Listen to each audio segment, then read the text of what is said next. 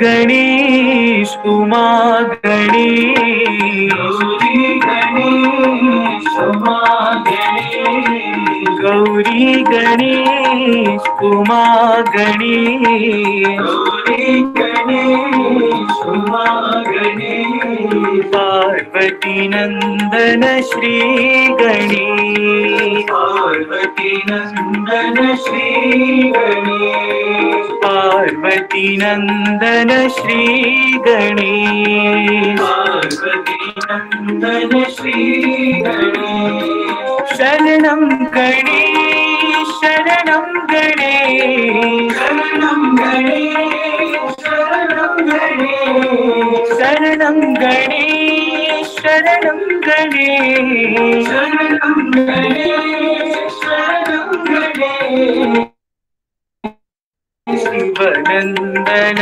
गणपति गणेश, शिवनंदन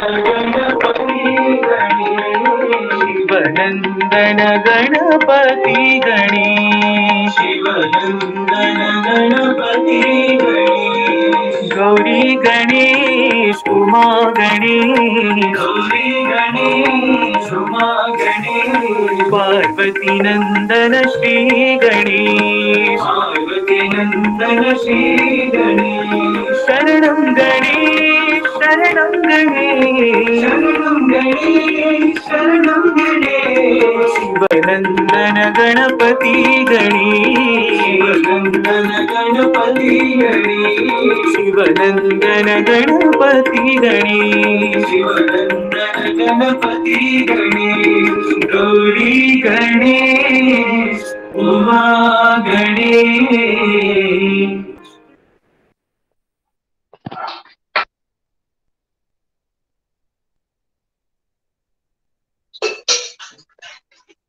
ओम साई राम। भगवान बाबा के पावन चरणों में कोटि कोटि प्रणाम एवं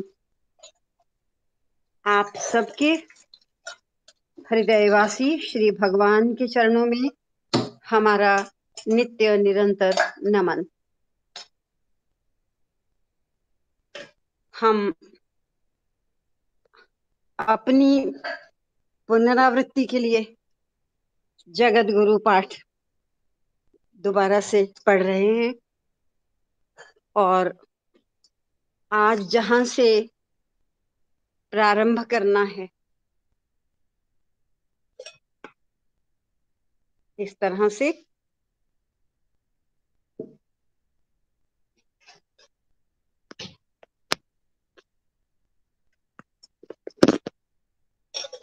जो पाठ हमने भगवान का दिव्य संदेश जो हमने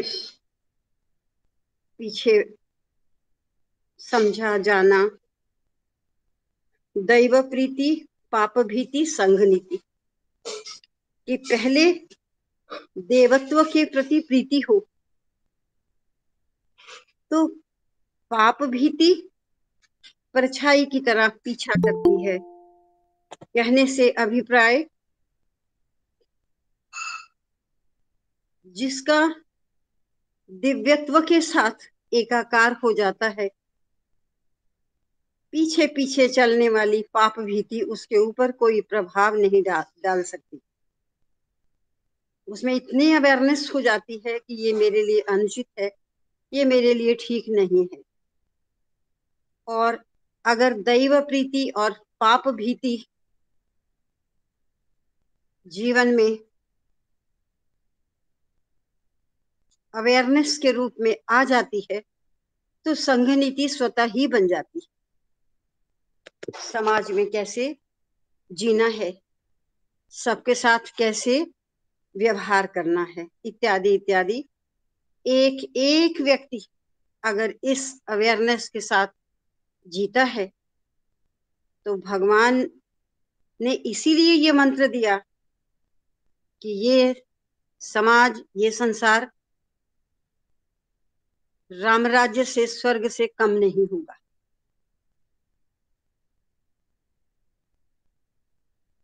बहुत प्रकार की समस्याएं तो केवल इसीलिए हैं क्योंकि हम में अवेयरनेस नहीं है, हमें क्या करना है क्या नहीं करना है, कैसा व्यवहार करना है कैसा नहीं करना है, इत्यादि इत्यादि। अब हम आगे बढ़ते हैं।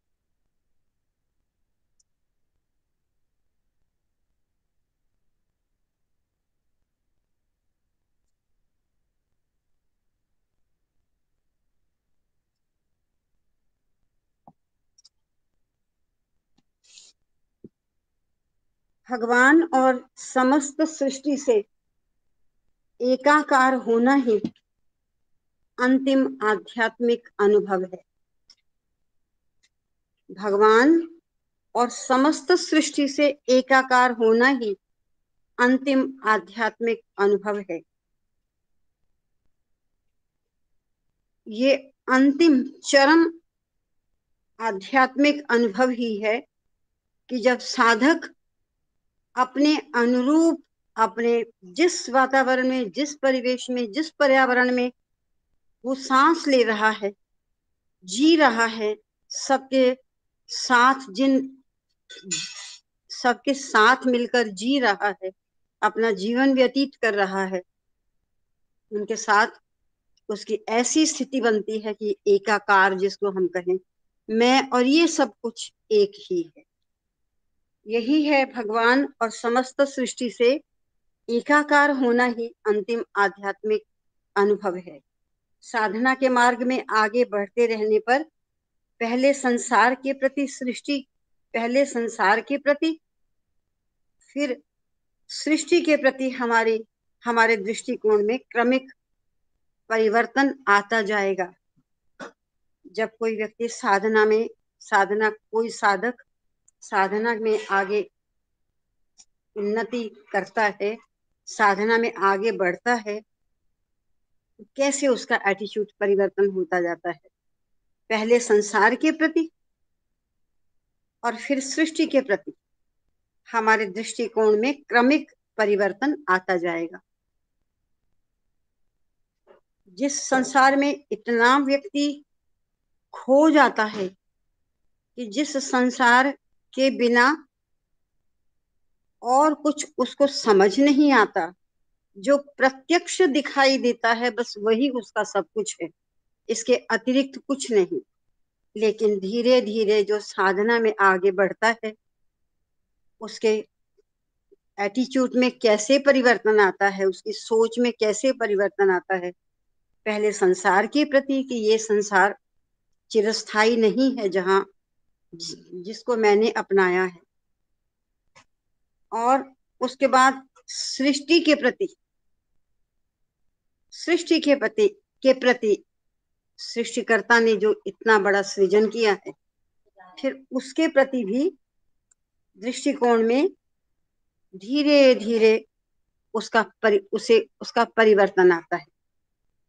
यहाँ थोड़ा सा विचार करने की जरूरत है। आप सबके अपने अपने विचार होंगे, जरूर आप भी साझा कीजिए कि सृष्टि के प्रति दृष्टिकोण में क्रमिक परिवर्तन आता जाएगा, इससे क्या अभिप्राय है।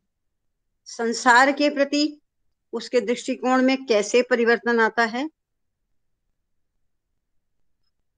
ये भी विचारणीय है। बस मैं तो संक्षेप में इतना ही कहूंगी, संसार के प्रति जो उसके दृष्टिकोण में परिवर्तन आता है वो यही कि ये परिवर्तनशील है।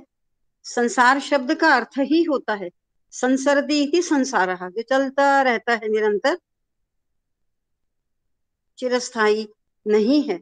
और जो उसकी ईश्वर की जो सृष्टि है उसके प्रति दृष्टिकोण से अभिप्राय कि ये सृष्टि, जो कुछ सृजन मेरे चारों तरफ है, ये भगवान ने हमारे सदुपयोग के लिए बनाया है, ना कि इसके दुरुपयोग के लिए। हर एक वस्तु भगवान ने, जब उसने इस धराधाम पर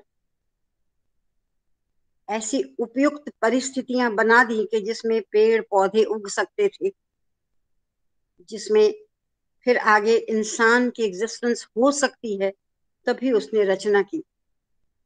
और हर एक वो वस्तु दी हमें जो हमारे उपयोगी है।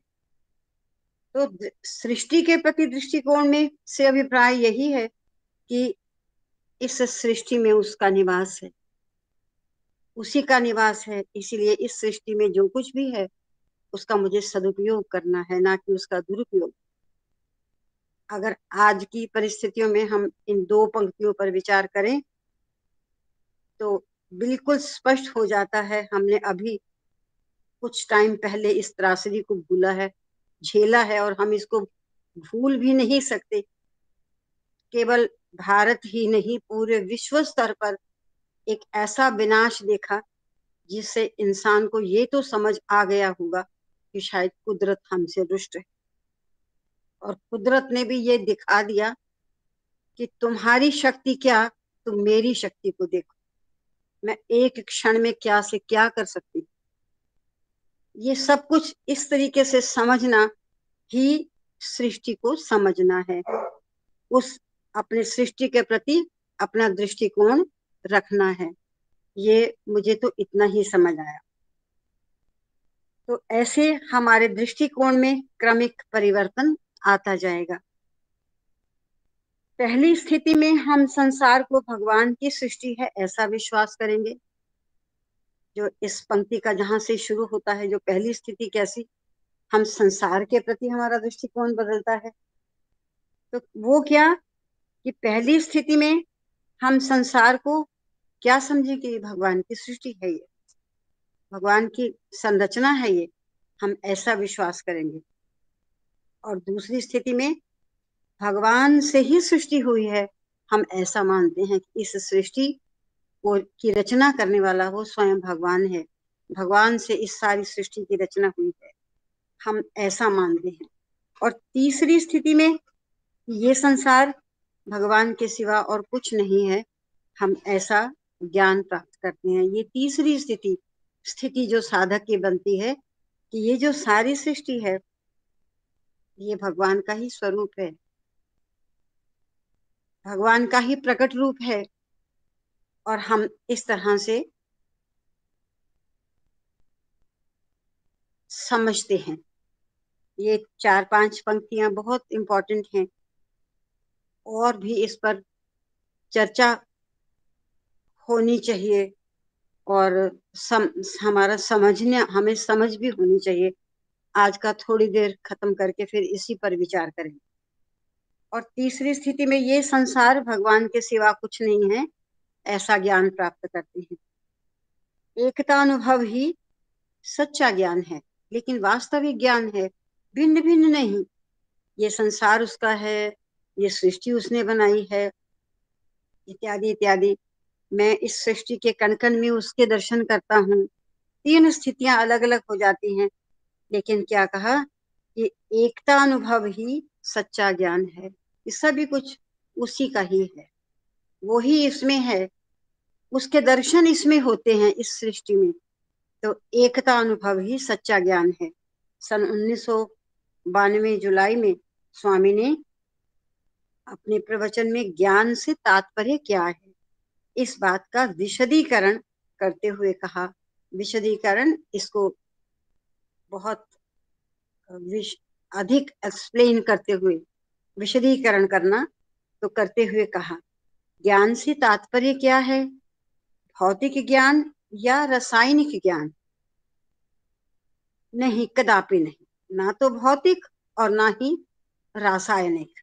संसार में स्थित सभी ज्ञानों का आधारभूत क्या है? अनंत, अव्यक्त, गुप्त, एकत्व स्थित ज्ञान ही सच्चा ज्ञान है। सभी स्वरूपों को भगवान ने इसमें स्पष्ट कर दिया कि भौतिक ज्ञान या रासायनिक ज्ञान नहीं है। संसार में स्थित सभी ज्ञानों का आधारभूत क्या है? कितने भी ज्ञान है, उसका आधारभूत क्या है? उसका आधारभूत अनंत, जिसका कोई अंत नहीं है। अव्यक्त, जो व्यक्त नहीं है, जिसका रूप हमें सामने दिखाई नहीं देता। वो व्यक्त भी है, वो अव्यक्त भी है। अब आप देखिए, सृष्टि में जो कुछ भी हमें दिखाई देता है वो उसका ही तो प्रगटीकरण है। इसी में पेड़ पौधों में, नदियों नालों में, पहाड़ों के रूप में, फल फूलों में, वही तो अभिव्यक्त हो रहा है, लेकिन वो अव्यक्त है।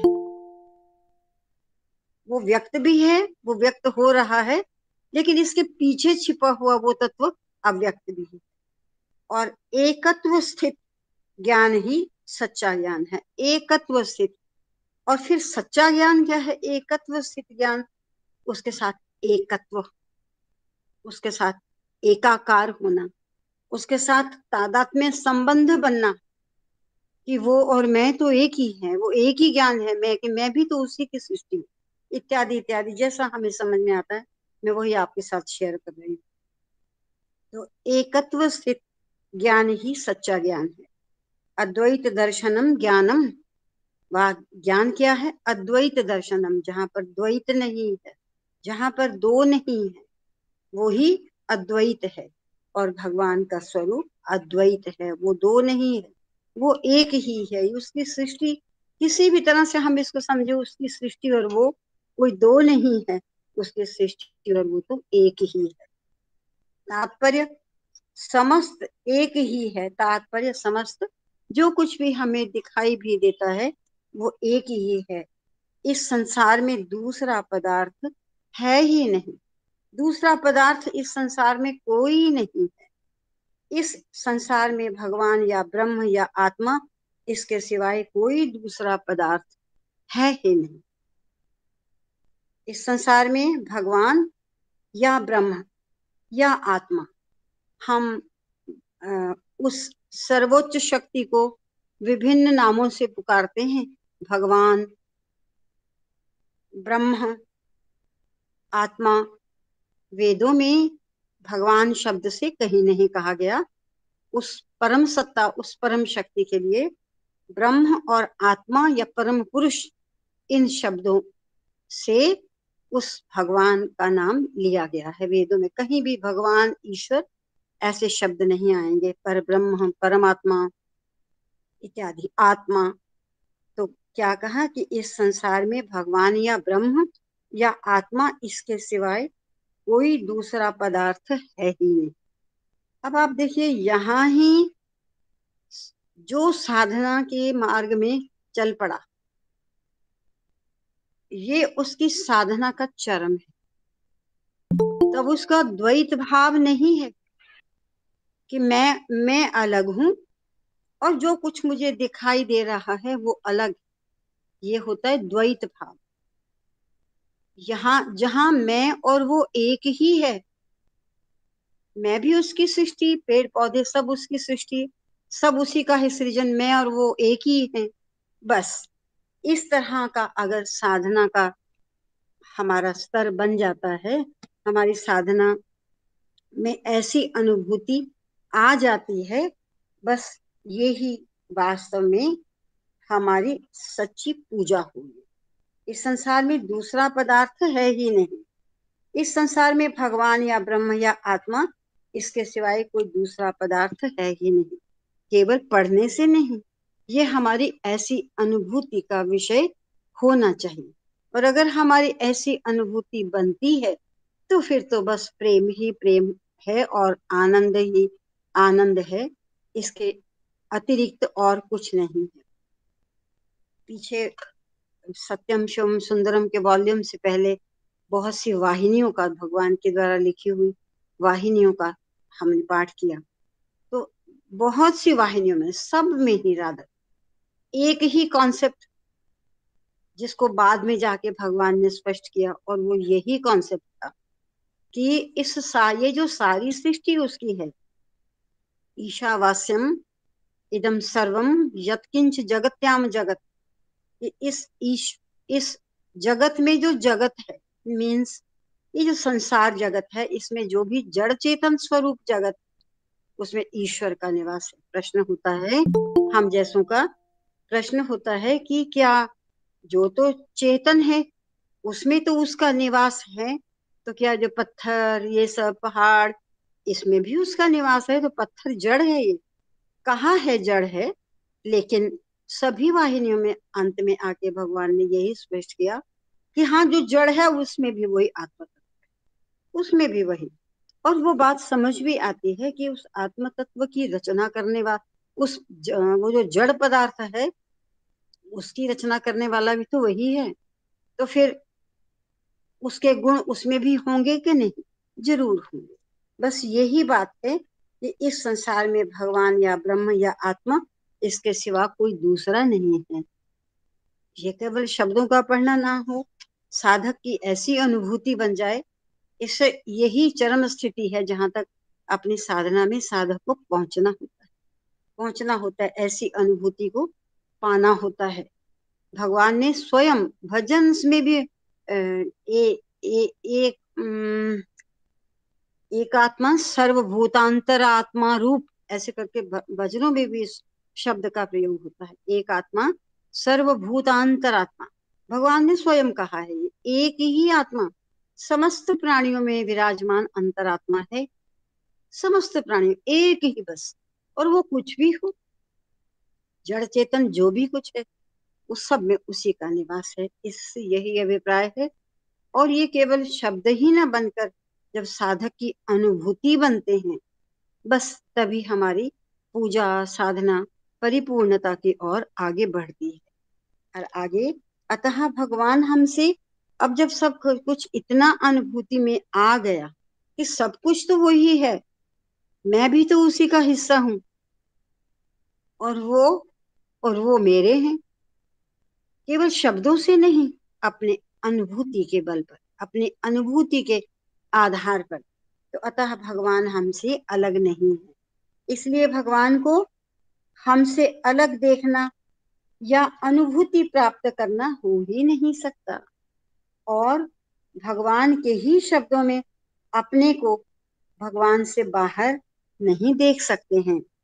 अपने निज स्वभाव को जानने पर स्वयं ही दिव्य हो प्रकाशित होता रहेगा। अपने निज स्वभाव को, हमारा स्वभाव ये नहीं है हम कैसे खाना खाते हैं, कैसे बोलते हैं, कैसे हमें हमारा एटीट्यूड है पहनने ओढ़ने में, वो नहीं है निज स्वभाव। निज स्वभाव तो वो है जो हमारी अपनी अनुभूति,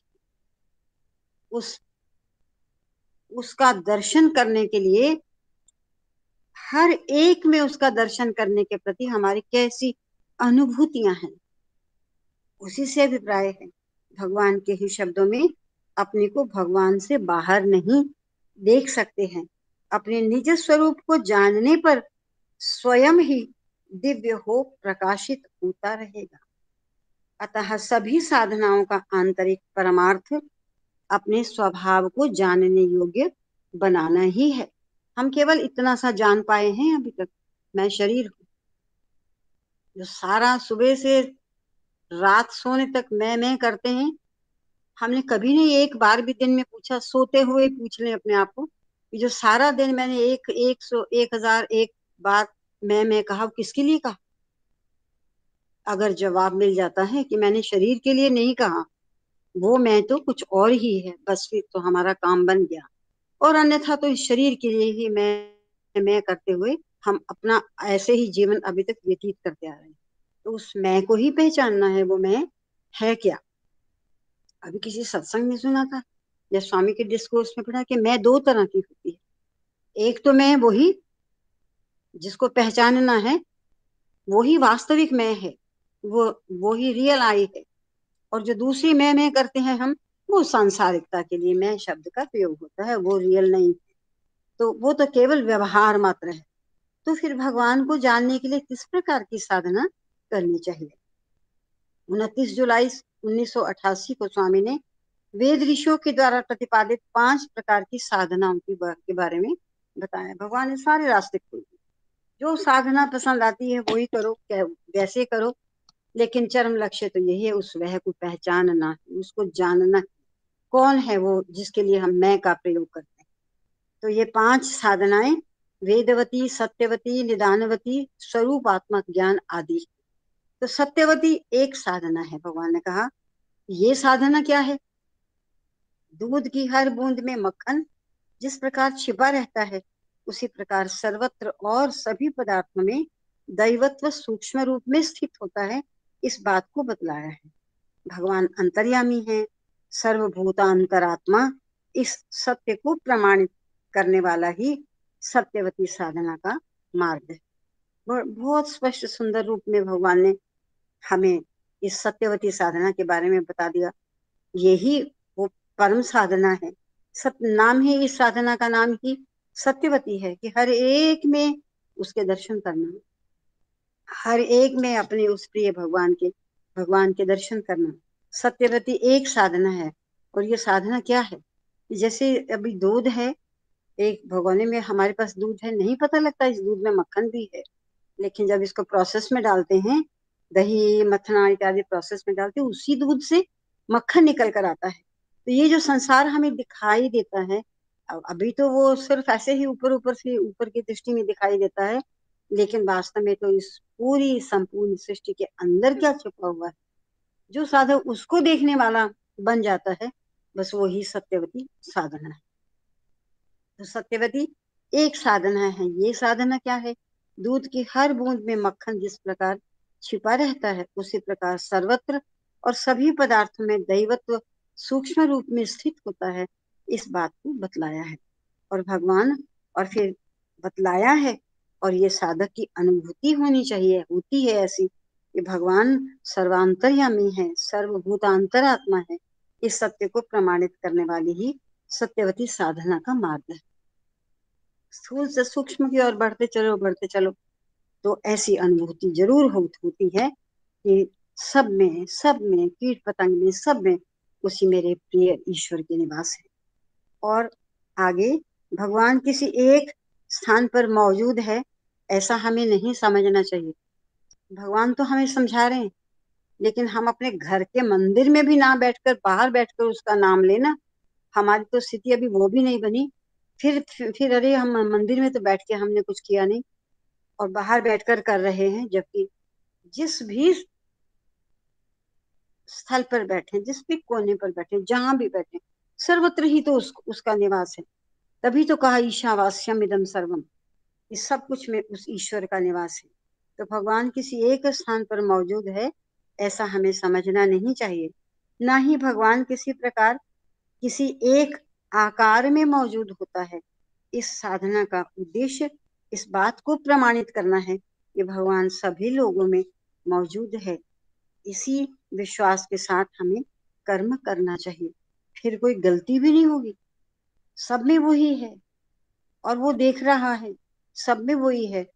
बस ये हमारी साधना को निरंतर बढ़ाता है, और इसी से हमें पवित्रता भी आएगी, पवित्रता भी आएगी। बाबा ने समझाया है, इस सत्य का निरंतर ध्यान करते रहने पर साधक अपने हृदय में से निष्कल्मश प्रेम आनंद का अनुभव कर सकेगा। कि अपने हृदय में से कैसा प्रेम? निष्कल्मश, निष्कल्मश एकदम पवित्र। कल्मश का मतलब पाप होता है, निष्कल्मश का मतलब जो पाप रहित, पवित्र, सर्वथा पवित्र। अब जब ऐसा, अगर इस सत्य का ध्यान कर लेता है साधक, इस सत्य को समझने लगता है, उसकी प्रैक्टिस में, उसकी साधना में, उसके अभ्यास में आने लगता है, तो फिर तो निष्कल्मश प्रेम, निष्कलंक प्रेम, अनंत प्रेम और आनंद का अनुभव कर सकेगा। इनके द्वारा साधक सभी जीवों को आदर के साथ, दया, सहानुभूति के साथ देख सकेगा। सभी से प्रेम करिए, सभी की सेवा कीजिए, ये है वो, ये दूसरी पूजा, दूसरी साधना जो हमें भगवान ने अभी समझाई है। एक तो हमने पढ़ी सत्यवती,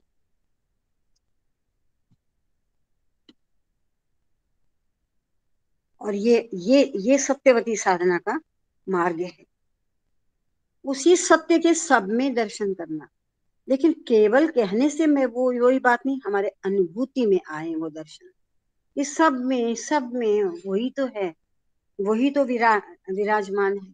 और इसीलिए अनंत, कितने हजारों लाखों लोग भी भगवान के दर्शन के लिए बैठे हैं। तो भगवान हमारे शरीरों को नहीं पुकारते थे, वो हमारे अंदर विराजमान आत्मा को पुकारते थे।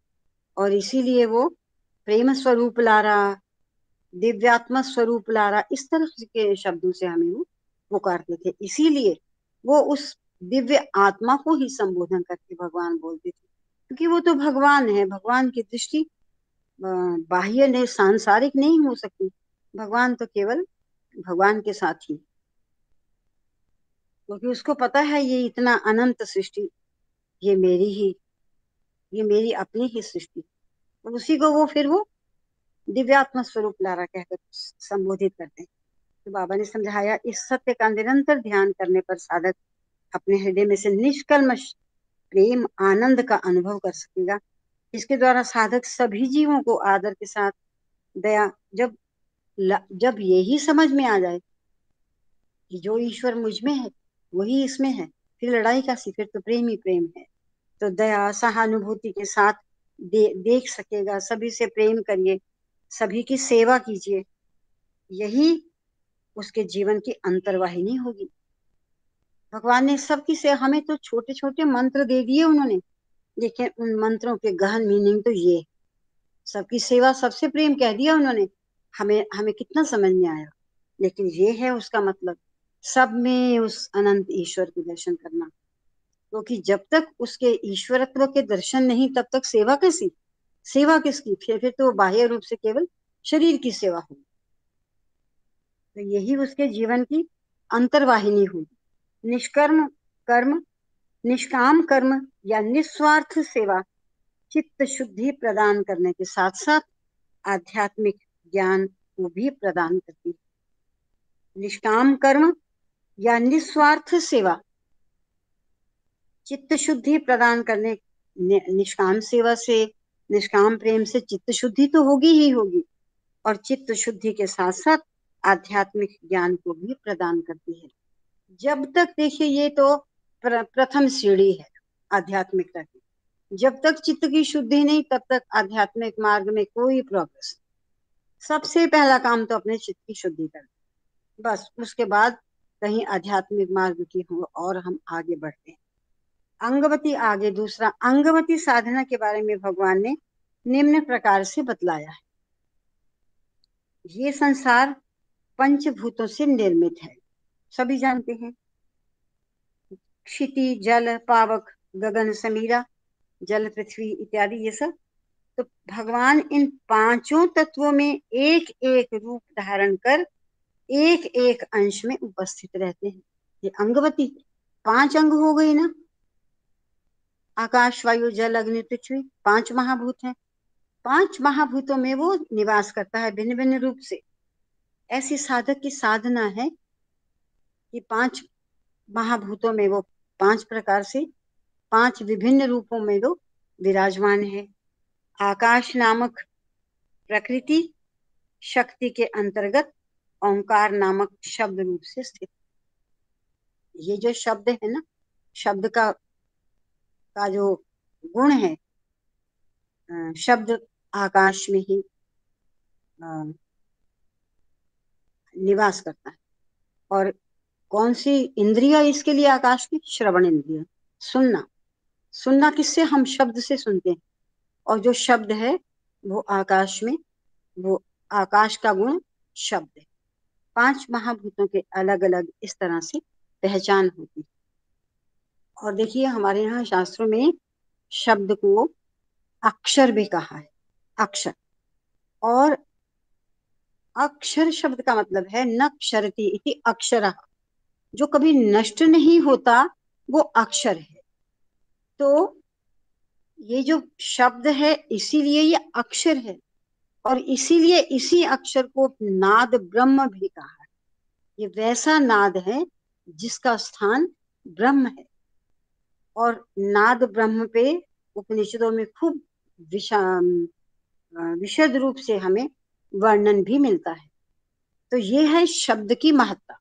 और अगर हम ये समझते हैं कि हाँ, जो शब्द हम, जिसको हम यूं ही सारा दिन अपने मुंह से कुछ का कुछ बोलते हैं, तो ये जो शब्द है ये मरता तो है नहीं, न क्षरति इति अक्षरः।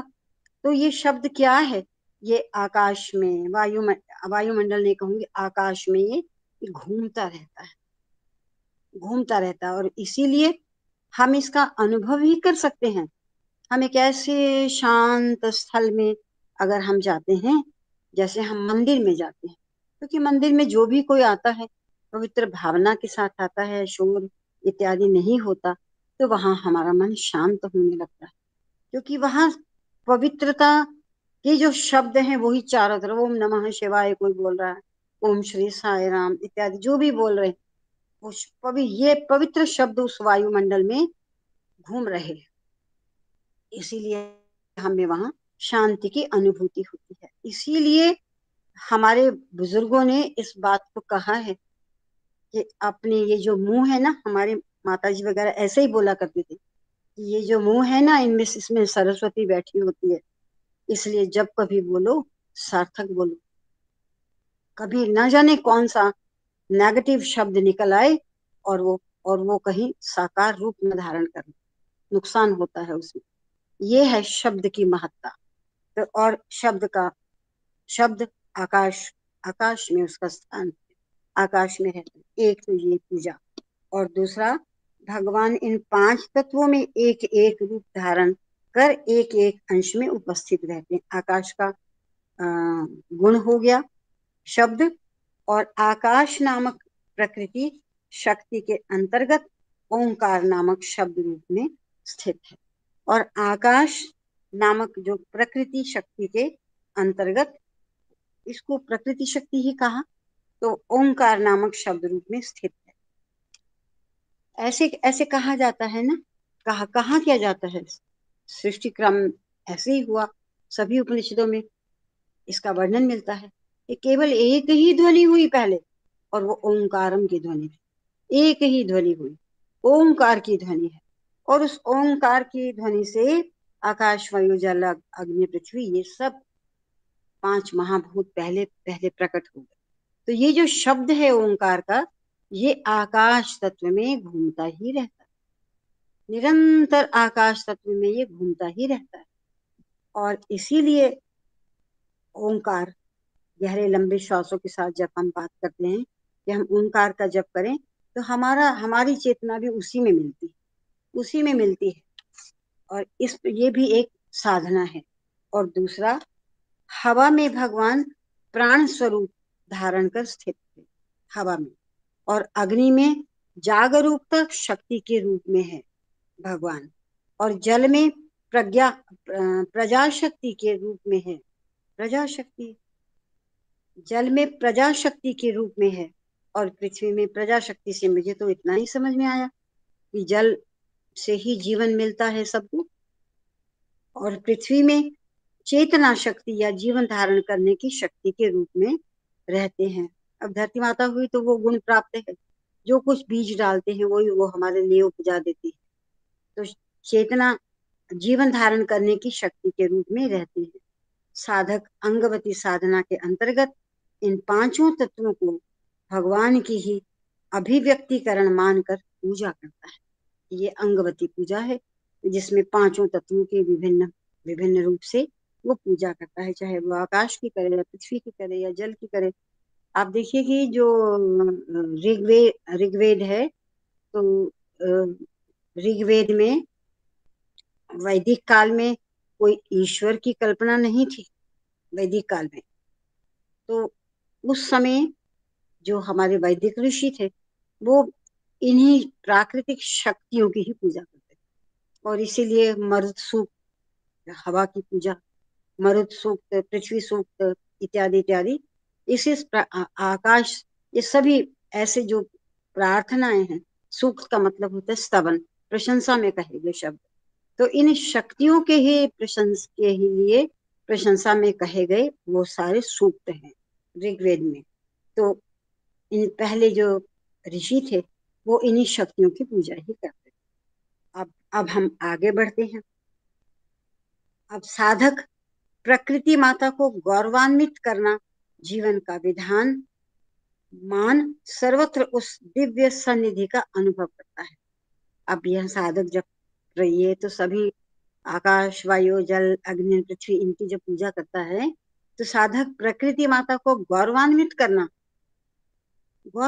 करना, उनको एक विशिष्ट स्थान देना, अपने जीवन का विधान मानकर सर्वत्र उस दिव्य सन्निधि का अनुभव करता है कि जल में भी तू है, पृथ्वी में भी तू है, आकाश तत्व में भी तू है, अग्नि में भी तू है, इत्यादि। इस प्रकार से आध्यात्मिक उन्नति के साथ साथ अंगवती साधना पर्यावरण की परिशुद्धता, समतुल्यता, उसका परीक्षण, सहज संसाधनों का दुर्विनियोग न करने से होने वाले लाभों को भी समाज को प्रदान करती है। भगवान ने हमें आज कैसे सुंदर सचेत किया है। आज से नहीं, ना जाने बरसों पहले से ये पुस्तकें लिखी गई है। जब जब कोई इन प्राकृतिक शक्तियों की पूजा करता है तो आध्यात्मिक उन्नति तो होगी, क्योंकि इनके प्रति हमारा श्रद्धा भाव होता है, हमारा पूजा भाव होता है।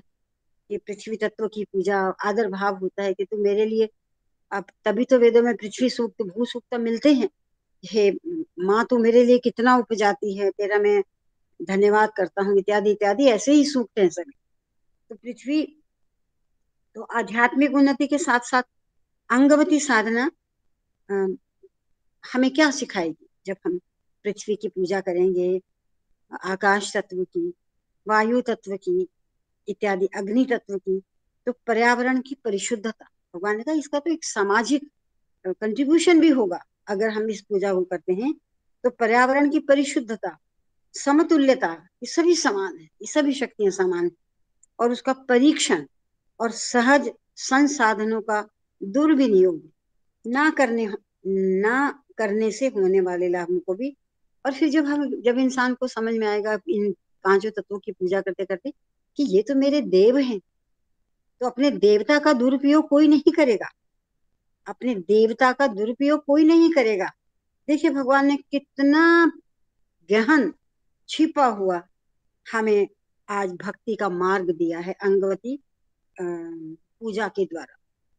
विभिन्न अंगों की पूजा करते हुए लोग प्रश्न करते हैं ना, हमारे समाज में बहुत करते हैं, हंसते भी हैं कि अरे सूर्य को जल देने से क्या हो जाएगा, भगवान शंकर को जल देने से क्या हो जाएगा, लोग बहुत दूध वेस्ट करते हैं, इत्यादि इत्यादि, ऐसे विचार हैं लोगों के। लेकिन मैं तो छोटी बुद्धि रखती हूँ, मैं हमेशा उसका जवाब देती हूँ कि अगर मैंने एक लोटा भर दूध, पानी, चावल, चीनी मिला हुआ अगर मैंने सूर्य भगवान के नाम से दिया तो वो गया कहाँ? मैंने अपनी धरती माता को ही तो दिया, तो वो भी तो इतना जल देती। मैंने एक लोटा पानी दे दिया तो क्या हुआ? I am thankful to her. ऐसे करके मैं उसका जवाब देती हूँ। और कई लोगों ने ऐसे भी पूछते हैं, अरे क्या दूध दूध खराब कर देते हैं शिवलिंग, क्यों? अरे ये जो धरती माता में ही तो जाएगा अल्टीमेटली, और अल्टीमेटली अगर बहुत ही ज्यादा इकट्ठा हो जाता है तो इसको तो समुद्र में ही जाना है। तो जिससे मिला उसी को जाना है, ये हमारा इसमें कुछ है नहीं लेना देना। तो सांसारिक रूप से सोचे तो ये, लेकिन आध्यात्मिक रूप से सोचे तो हमारा एक छोटा सा गिलहरी जितना एक कंट्रीब्यूशन है अपने इन 5 देवताओं के लिए। तो अंगवती पूजा की कैसे भगवान ने महत्ता बताई है कि अंगवती पूजा में विभिन्न अंगों का, पृथ्वी, जल, आकाश, वायु तत्व, इनकी पूजा करते करते जब फिर देव भाव तो जागेगा ही कि ये आकाश मेरा देवता है, पृथ्वी माँ मेरी माँ है, ये मुझे बहुत कुछ खाने के लिए उपजाती है। अब आप ही देखिए कि अगर कुछ हो जाए और धरती माँ ना उपजा सके तो कोई जीव की स्थिति नहीं होगी यहाँ पर। कुछ भी बीज डालो, भगवान ने ऐसी शक्ति दी है और वो माँ उसको उत्पन्न करके सामने सामने ला देती है। तो इस तरह के भाव से जब पृथ्वी की पूजा, आकाश की पूजा, जल की पूजा करता है साधक, तो उसमें पर्यावरण की परिशुद्धता, समतुल्यता की सब समान है, और उनका परीक्षण और सहज संसाधनों का दुर्विनियोग, और जो ये मुझे सहज जो संसाधन मिले हैं आकाश के रूप में, वायु, जल, पृथ्वी, ये तो नेचुरल संसाधन मिले हैं ना। कितना ही बताइए, जब से पैदा हुए हम और जब से कितनी सृष्टियां जा रही हैं, इस पानी का प्रयोग कर रहे हैं, लेकिन वो कहीं खत्म हो रहा है। लेकिन आज इंसान ने इस तरीके से इस कुदरत का दोहन कर दिया है कि बहुत से सिटीज, उसमें हिंदुस्तान का, इंडिया का तो बैंगलोर भी आता है, एक पता नहीं क्या, और सच मायने में बेंगलोर में धरती में पानी खत्म है। अब वो कहाँ कहाँ से नर्मदा इन नदियों से कैसे कैसे पानी को वो लाते हैं। धरती में खत्म है पानी। तो ये संसाधन जब जब इनका दुरुपयोग होगा तो ये भी हमारे साथ कहाँ कॉप करेंगे, तो ये भी हमारे साथ कहाँ कॉपरेट करेंगे। लेकिन अगर इन साधनों की पूजा देवतुल्य हम करते हैं तो फिर भगवान ने हमें समझा दिया कि सहज पर्यावरण की परिशुद्धता, समतुल्यता और इसका परीक्षण और सहज संसाधनों का दुरुपयोग, दुर्नियोग, दुर्विनियोग ना करने से होने वाले लाभों के को भी समाज को प्रदान, ये पूजा ऐसे समाज को प्रदान करती। तो ऐसे शुद्ध भाव से अपने आकाश को भी प्रणाम करना, अपनी धरती माँ को भी, सबको। और ये और हो सकता है जो, अब हम तो आम इंसान हैं, जो जो साइंटिस्ट इन 5 महाभूतों का दोहन कर रहे हैं, शायद उनकी बुद्धि में भी पवित्रता आ जाए तो वो दोहन को बंद कर दें। और ये जो सृष्टि, ये जो कुदरत आज प्रकोपित हुई है, उसने अपना रूप दिखा दिया, शायद वो शांत होकर पुनः हम आशीर्वाद देने लगे। और कुदरत तो दे ही रही है, निरंतर हमको हमको दे ही रही। और अब अन्यवती साधना के बारे में बतलाते हुए स्वामी जी कहते हैं, इस साधना के अंतर्गत कुछ चिन्हों को, कुछ निशानियों के आधार पर पूजा की जाती है। ये अन्यवती साधना कुछ चिन्हों, कुछ निशानियों के आधार पर पूजा की जाती है। जैसे ईश्वर से तात्पर्य केवल त्रिशूलधारी, त्रिनेत्रधारी, डमरू साथ रखने वाले मान पूजा किया करते हैं कि मेरे तो गिरधर गोपाल, दूसरों ना कोई। मीरा के लिए ये मीरा का भजन, मेरे तो गिरधर को, उसके लिए वही एक स्वरूप मात्र है। बस यही है अन्यवती ना, हाँ, अन्यवती पूजा, जिसमें वो कुछ निशानियों से अपने इष्ट को नमन करता है। तो और इन्हीं को शिव का स्वरूप मानते हैं। जो नेत्रधारी है, जो डमरूधारी है, वो शिव का स्वरूप है। और श्री राम से तात्पर्य कोदंड को धारण करने वाले मानते हैं। कृष्ण को मुरली धारण करने वाले, मोर का पंख सिर में रखने वाले मानते। कितने ही भजन गाते हैं जिसमें मोर पंख की बात भी आती है, मुरली की भी आती है, मुरलीधरा इत्यादि। और इस प्रकार एक एक रूप के लिए एक एक चिन्ह को मानना ही अन्यवती पूजा है। अन्यवती में साधक अपने इष्ट देव को ही चुनता है। उस रूप में ध्यान में आते ही वह रूप उद्दीप्त होता है। एक चीज को देखा, मुरली, तो एकदम से मेरे तो गिरधर कि मेरे तो मुरलीधर का स्वरूप एकदम से सामने आ जाता है। तो उस रूप में ध्यान में आते ही वह रूप उद्दीप्त होता है। विलक्षणता युक्त उस रूप में दिखाई देते ही साधक के प्राण में भक्ति का प्रवाह उमड़ने लगता है और वह उसके प्राणों को भक्ति से प्रेरित करती है। जिस स्वरूप में निष्ठा हो, बस वही स्वरूप शक्ति देता है, भक्ति देता है, प्राणों को ऊर्जित करता है। सन 1992 में साईं बाबा ने शिव और विष्णु के अंतरार्थ की व्याख्या करते हुए ये दोनों एक ही हैं कह उद्घाटित किया, शिव और विष्णु। कुछ लोग कहते हैं कि शिव और विष्णु में मैत्री नहीं रहती है। इस प्रकार सोचना अज्ञानता पूर्ण है और संकुचित मनोवृत्ति को प्रदर्शित करता है। कुछ लोग अपने को वैष्णव, विष्णु की पूजा करने वाले, और कुछ लोग शैव, शिव की पूजा करने वाले, और कुछ लोग शैव, शिव की आराधना करने वाले मानते हैं। लेकिन विष्णु और शिव एक ही हैं। विष्णु अपने हाथों में शंख, चक्र, गदा, पद्म को धारण करते हैं।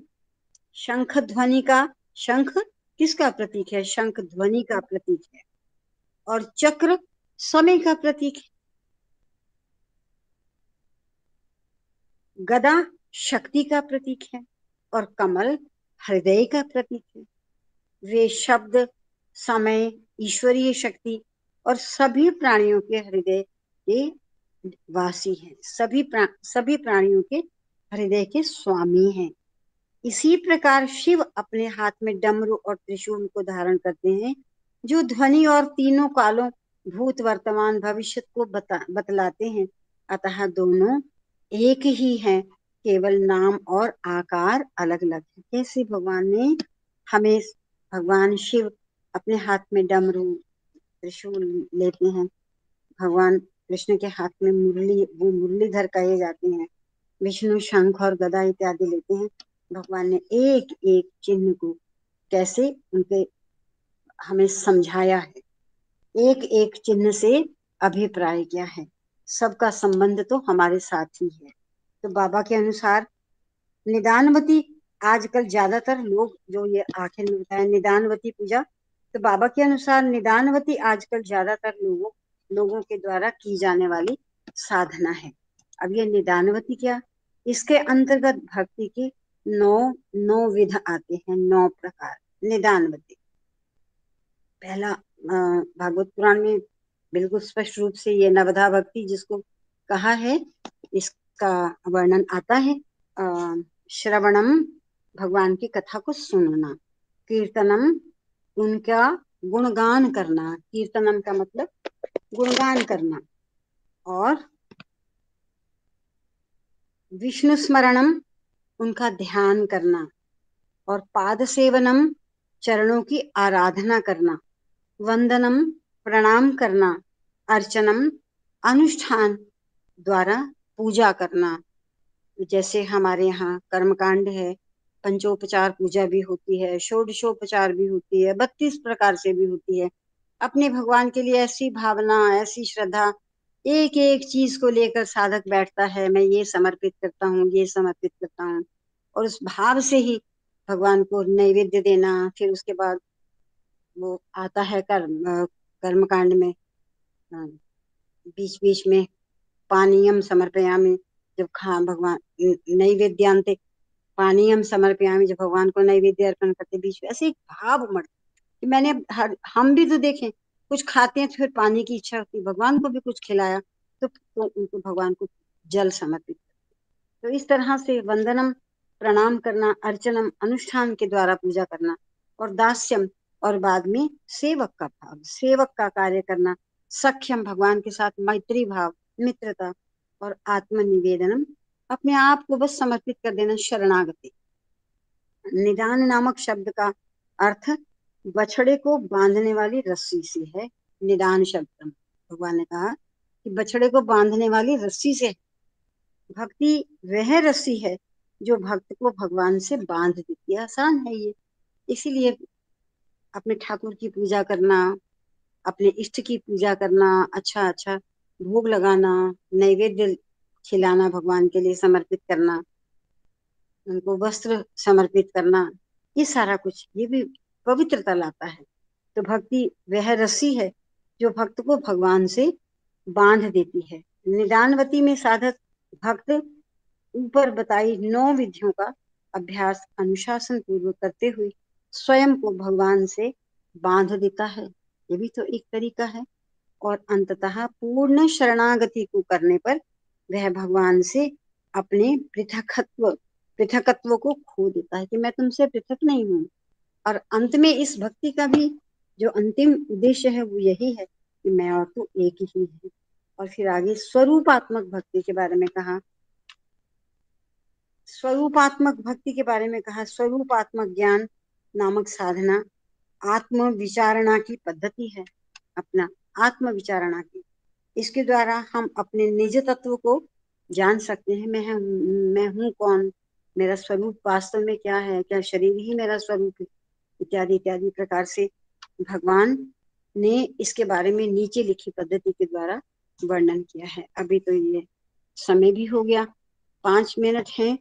आप में से कोई, आप भी शेयर कीजिए, इतना हमने पढ़ा है, किसी तरह से आपकी कोई जिज्ञासा है तो हम मिल बांट कर उसके बारे में बातचीत करेंगे। साई राम, साई राम। आप सबसे अनुरोध है कि आप कुछ भी, आपके मन में कोई भी जिज्ञासा होती है, हम सब, क्योंकि हम सब एक ही तरह के लोग, सभी साधना में कोई जरा सा ही आगे होगा तो कोई थोड़ा सा ही पीछे होगा। भगवान के चरणों के अनुयायी है हम, तो जो जिसका स्तर है उसी स्तर पर अपने भगवान की पूजा करते हैं हम। लेकिन फिर भी कोई जिज्ञासा होती है तो हम आपस में मेल बांट कर ही विचार करेंगे।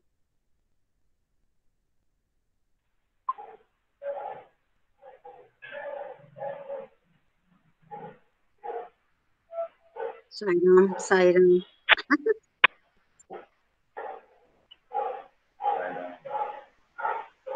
हाँ जी डॉक्टर साहब आप कुछ कहिए। हाँ सायराम सायराम जी। साई राम जी। आप जिस प्रकार से एक आप इतना विस्तार से बता रहे हैं और हर चीज को बहुत बारीकी से लेकर के जो भगवान बाबा चाहते हैं उसके अनुसार आप ये चीजें पहुंचा रहे हैं सब भक्तों के साथ, तो मैं यही पहले भी आपसे कहा था कि इसके लिए समय चाहिए। जिस तरह हमारा प्रोग्राम चल रहा है इसको हम 40 मिनट का ना करके आध घंटे आ रखें और आध घंटे के बाद इसके ऊपर इसी प्रकार से डिटेल डिस्कशन हो, उसका बहुत ज्यादा प्रभाव है। लगातार पढ़ते जाओ लगातार पढ़ते जाओ, पढ़ तो हर कोई लेगा घर में बैठ के। यही चीज भगवान बाबा चाहते हैं। तो हमारा ये सर्कल स्टडी सर्कल उसका मतलब ही यही है कि हम इस समय को इस प्रकार से उपयोग करें कि सब के लिए फायदे। अब कितनी अच्छी प्रकार से वहां तो पढ़ गए हम पांचों भक्ति को फटाफट पढ़ गए, सत्यवती नीलवती अंगवती, लेकिन अब जो बताया विस्तार से अब सबको समझ में आया भी इसका अर्थ क्या है, भगवान बाबा क्या बताना था। तो मैं ज्यादा समय नहीं लेके बस यही कहूंगा कि आगे भी आप अध्याय को पढ़े, उसको आध घंटे पढ़े, आध घंटे डिस्कशन दिए रखे, उसमें अपने आप ही भक्त अपने अपने बताएंगे और बहुत अच्छा लगेगा। मैं ये आपसे सुझाव दूंगा। साई राम। हाँ जी साई राम। डॉक्टर साहब मैं समझी नहीं आपने क्या कहा। अभी इसके 3-4 पेज और बचते हैं तो इसमें समय तो लगेगा ही। दो तीन क्लास लग जाएंगे अभी। बस एक ही चैप्टर को करना था ऐसे। हाँ, मैं यही कहता हूँ समय दो, इसको डिस्कशन का समय जरूरी है। लगातार आध घंटा पढ़ लो, आध घंटा डिस्कशन करो, उसमें सारी चीज कल हो जाए। हाँ जी ठीक है ठीक है डॉक्टर साहब साई राम। आज तो भगवान ने बहुत आनंद ही मिला है। सभी स्वरूप जिनकी पूजा करते हैं हम, विष्णु स्वरूप, शिव स्वरूप, मुरलीधर की सामने सामने हमें हमें बता दिया। गदा किसका प्रतीक है और शंख किसका प्रतीक है, इत्यादि इत्यादि प्रकार से। और वो सभी। हाँ जी साई राम। ये स्वरूप अलग अलग बताए भगवान ने। वो कहता है कि हम मानते हैं, वो राम को मानता है, कृष्ण को मानता है, शिव जी को मानता है, माता को मानता है, लेकिन ये सब अंतर एक ही है, इनको को अंतर नहीं। एक ही। हाँ को मानता है मेरे से अलग है, कृष्ण को मानता है मेरे से अलग है, मैं शिव को मानता हूँ। तो हम यही कहा है कि सभी एक ही रूप के अलग अलग रूप है चीज एक शक्ति एक ही। तो आप सभी को जानने आप करो, रूपों को चक्कर बना। साई राम। हाँ जी साई राम साई राम। बस सब मिलकर शांति पाठ करते हैं।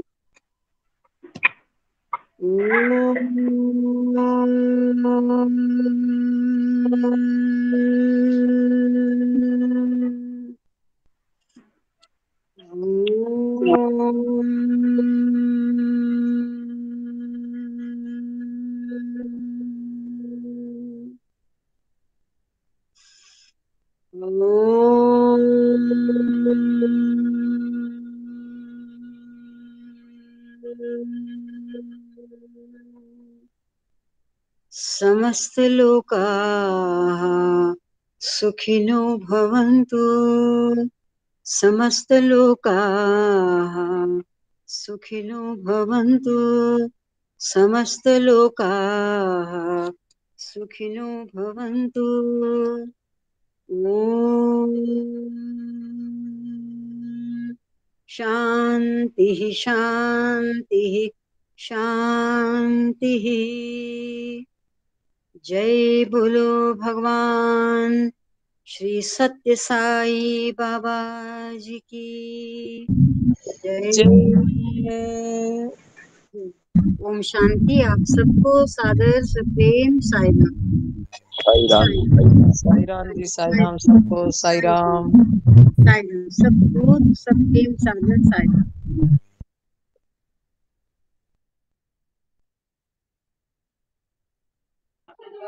साईं राम जी।